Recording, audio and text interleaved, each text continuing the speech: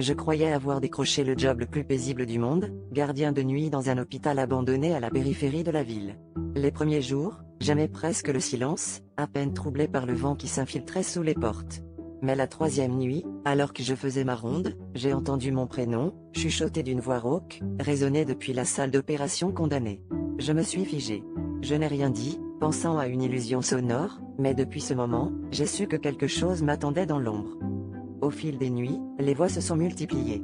Parfois des murmures, parfois de véritables conversations inintelligibles, mais toujours mon nom revenait, comme un refrain lugubre.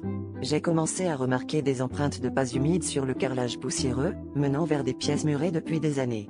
Les caméras de surveillance n'enregistraient que du noir, ou, pire, des silhouettes floues qui disparaissaient lorsque je m'approchais.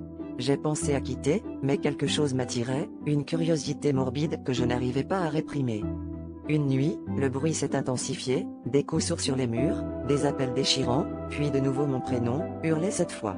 J'ai suivi ce son jusqu'au sous-sol, là où les archives étaient conservées. En fouillant, j'ai trouvé de vieux dossiers médicaux, couverts de poussière. Sur la première page d'un dossier à moitié brûlé, j'ai lu mon nom, écrit à l'encre noire, suivi de la mention sujet expérimental. Mon cœur s'est emballé, la pièce s'est glacée, et j'ai senti un souffle froid derrière moi.